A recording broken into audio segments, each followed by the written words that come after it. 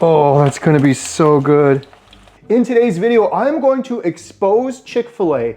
Dimethyl polysiloxane, I'm probably butchering that. That's silicone. That is the thing that is used in breast implants. You are eating the same chemical. We're gonna do carnivore chicken tenders with 3 ingredients.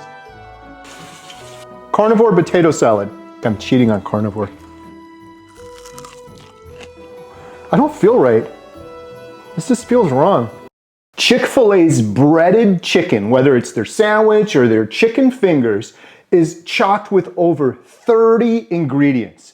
I don't even like to call them ingredients, it's more like chemicals. It's a science experiment, and they're experimenting on you.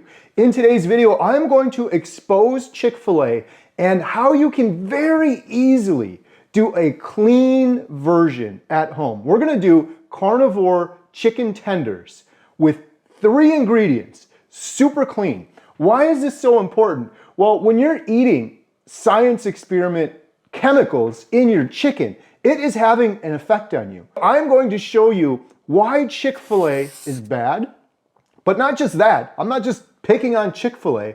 This is Raising Cane's, this is Kentucky Fried Chicken, this is any breaded chicken.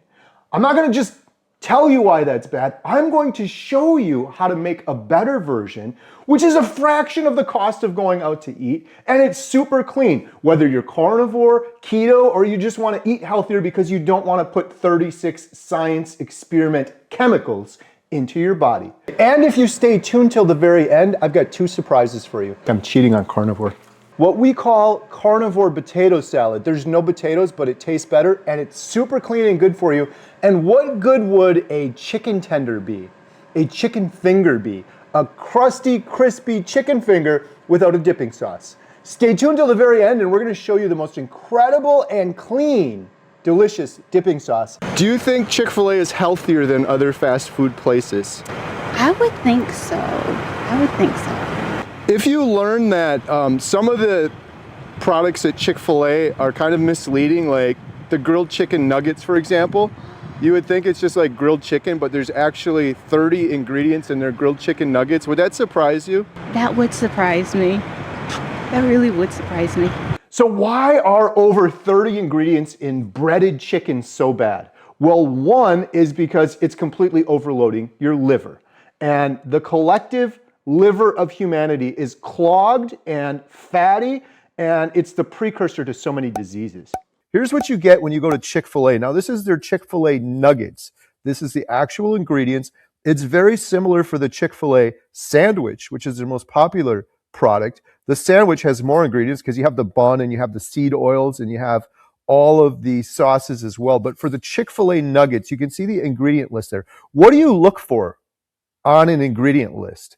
You look for the number of ingredients. There's 22 on this list. Chicken should be chicken, some sort of breading, and some sort of oil. 3. That's what I'm going to show you, how grandma used to make it in today's video. When I look at the ingredients list, I also look at the number of sugar variations. Sugar has like 100 different names and they trick you. I also look for seed oils, which are highly inflammatory. Like this one has soybean oil in it, for example. This one has peanut oil in it. I look for MSG or variations of it. I look for ingredients I can't pronounce because that's like a chemical concoction. I also always look for natural flavor because that can hide so many other different chemicals. Let's just quickly take a peek at these. MSG is within these. This isn't seasoning, it's engineered addiction. MSG overrides your brain's I'm full signal, and it perpetuates the addiction. It's why you go to Chick-fil-A and then you're jonesing for more Chick-fil-A. It's not an accident. It is in there to keep you hooked and have you come back for more and more at the expense of your liver, at the expense of your insulin resistance, at the expense of getting inflammation, all of these things. Here's another one. I'm going to butcher this. Dimethyl polysiloxane. I said that wrong. This is an industrial silicone. This is the same compound that is used in silly putty, caulk, and breast implants. They add this to the oil to reduce foaming of the oil. This is going in your body. You're eating this. Sounds delicious, right? Anti-foaming agent, silicone used in breast implants. Do you really want to be eating those things every single time you go to Chick-fil-A? Sodium aluminum phosphate, there's another ingredient. They use this in the breading to make it look golden and puffy. The problem? Aluminum accumulates in human tissue over time. It's been linked to neurological damage, cognitive decline. It's found in the brains of Alzheimer's patients. You do not need, why do we need sodium aluminum phosphate in chicken? I'm going to make you chicken in just 1 minute. I don't need any aluminum in my chicken.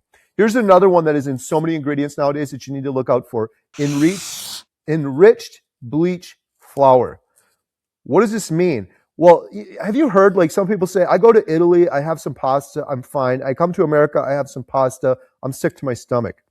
A lot of that is because the ingredients we're using. Enriched bleached flour. This means they chemically bleached the flour, which strips out any nutrients that were in there. Everyone's like, oh, grains, they're so good for you. And then they completely strip everything out of it. Then they synthetically add those vitamins back in and they call it enriched. Before we jump into our homemade clean chicken strips, chicken fingers, today's video is probably brought to you by our sponsor, Beast Mode Soap. I absolutely love these guys. This is grass-fed beef tallow soap. This is forest ash. It smells incredible. It is clean. Why is this important? Because just like the chicken that I'm gonna put into my body, what you put on your body when you wash your hands or wash your body in the shower ends up in your bloodstream. And I only wanna put good things in my mouth and on my body. This is super clean. It's beef tallow. I've been using it for well over a year now. Huge thank you to Beast Mode Soap. Oh, and one other thing. If you guys like my shirt, Healing Humanity. This is the newer design. I've got a picture of me with Dr. Barry wearing this shirt. If you want to get these proceeds, go to support our Healing Humanity efforts. We're done with the main documentary. And by the time you watch this video, we'll probably have the announcement on where you can watch it. But we're hoping to do the series after that. Healing Humanity, multiple episodes. All of the proceeds from these shirts go to support that. Or if you join our membership site, healinghumanity.life, proceeds from that also go to Healing Humanity. Enough about that. Let's go make some chicken. Jen is filming today, as you guys can tell. Jen is filming today, as you guys can tell. 3 ingredients. This could be a chicken sandwich, chicken strips, chicken fingers. You can do this with fish. You can do this with anything. We're gonna do chicken fingers. What are the 3 ingredients? Number 1, chicken. My chicken's in here. Number 2, cultured low-fat buttermilk. And number 3, chicharrones. These are Bucky Badger, because I'm from Wisconsin. These are just legit pork rinds. And I'm gonna take these pork rinds and I'm gonna crush them up into a breading. This chicken I soaked overnight in buttermilk. These are just chicken tenders. You're gonna need one other thing. I have a cast iron skillet and I have some beef tallow. And the last time I deep fried chicken, I showed you, this is my beef tallow. You can reuse your beef tallow, and you should do that. I'm done reusing this because my wife poured a bunch of bacon chunks in here, and I'm starting a new batch. This is what we get. This is 100% pure, grass-fed, grass-finished, fully rendered beef tallow. We get this on Amazon, and there's a link in the description below for all of our Amazon stuff, including this tallow, including all of our kitchen gadgets and gizmos that we use on Carnivore. Once this is done, I put it through a sifter. I'm gonna put it in a glass jar, and I'm gonna keep this super clean. You sift out any of the chunks. One other thing, we have this in our Amazon list below. You wanna get chicken, I believe it's $165. I'm not even gonna do it with these because they're little tenders. It's just gonna take a couple minutes. They're gonna be brown and crispy. They're gonna be done. So this is gonna make up our carnivore potato salad. Just wait, it's gonna be good. We're gonna make a carnivore mayo with it, and there's gonna be a little bit of thick cut bacon involved, and we're gonna start that in the air fryer right now. This, it says 22-ounce family pack. That is for a family on the standard American diet. This is an individual serving size for a carnivore. This is what I would eat in one meal. We are cooking now. This is the fun part. Now we're gonna take these pork rinds. I guess you could probably crush them in this bag, but I'm not gonna use all of these, and my family probably wants to eat some of them. So I've got this rather impressive Ziploc bag. I'm gonna pour a bunch of them in there. Now you just have fun.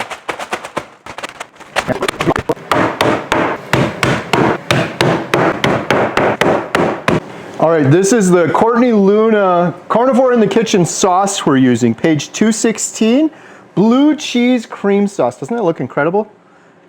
Heavy cream, crumbled blue cheese. As my daughter Emma says, if you don't like the heavy cream, stop watching. Turn it off. You do you, I'll do me. I rarely do dairy, I rarely do cream. I do a lot of blue cheese. I like fermented foods. I'll have blue cheese with my burger quite often, but I'm gonna do this. There's a lot of sauces, carnivore specific sauces, bacon infused sandwich spread. She's got pages. It says a half a cup of heavy cream.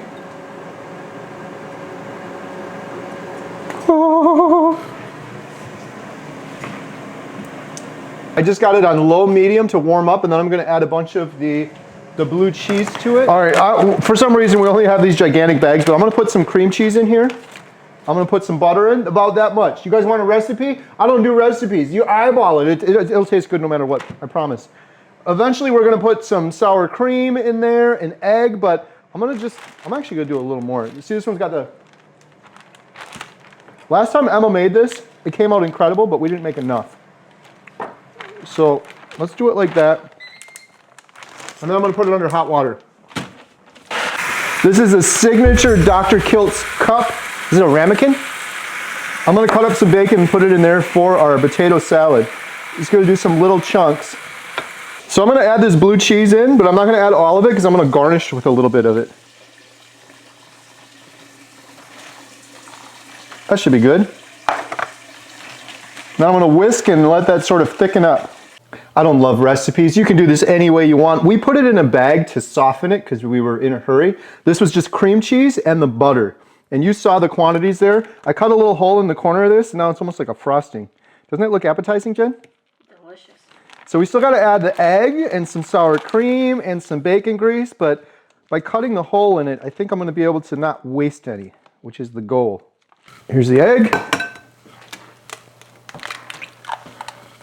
Nice farm fresh egg. How much sour cream? I'm gonna say we're gonna do that much. But how much was that? We need an exact recipe. I don't know. How does this work? I've never used this. I'm cooking.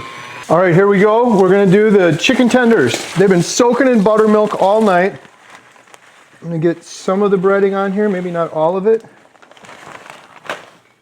Oh, that's nice fine breading.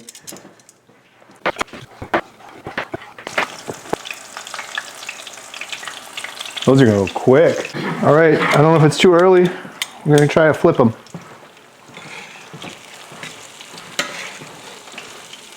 Oh, it's looking good. Looking good.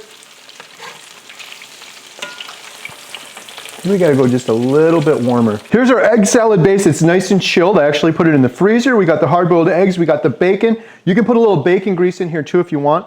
I'm going to take some of this and put it separate because Jen doesn't like bacon. All right, now I'm gonna take, here, we'll put some in, we'll give Jen some in there.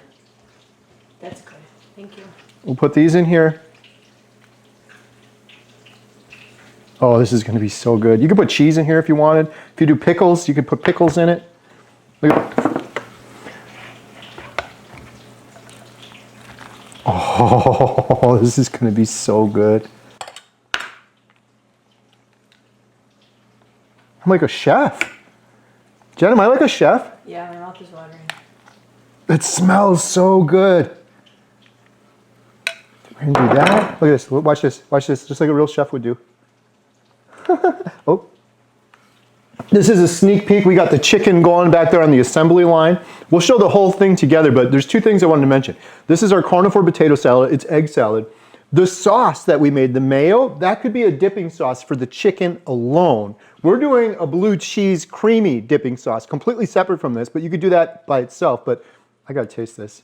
It looks just like potato salad. I said earlier, we used to get potato salad from this restaurant. They put eggs in it. It was my favorite before I was even carnivore. Look at that. Would you look?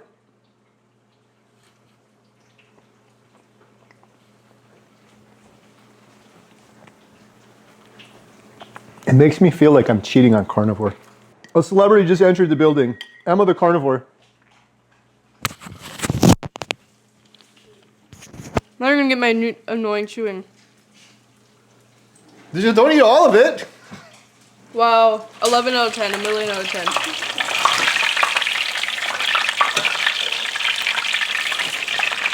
Batching them up.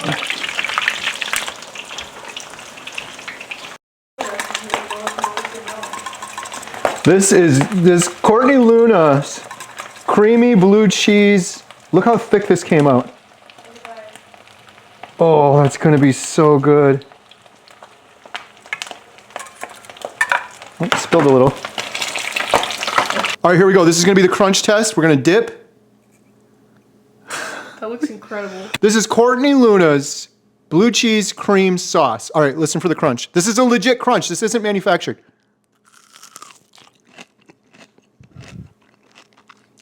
Okay, a little bit too much crunch gets annoying. I feel guilty eating this on Carnivore. This sauce is incredible. I'm the only one in my family that likes blue cheese, but it is tangy blue cheese, delicious. I want to say something. You would think that this would taste like greasy pork rinds, like pork. It is incredible. It's so crunchy and delicious. If you gave this to someone that wasn't eating carnivore and said, try this, they would have no idea.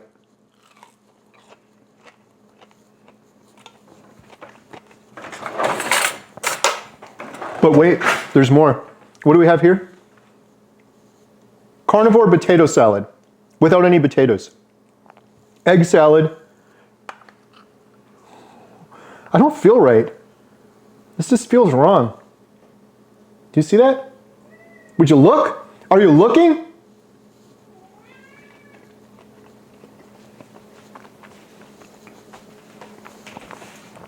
This is gonna ruin carnivore for me because now I gotta do this all the time. I suspect we'll probably do this once a week. This potato salad, carnivore potato salad, is so good. If you enjoyed today's video, please leave a thumbs up, subscribe, and leave a comment down below. Do you do chicken on carnivore? Yes or no? And prior to carnivore, what was your favorite go-to chicken? Stop, my hair looks bad.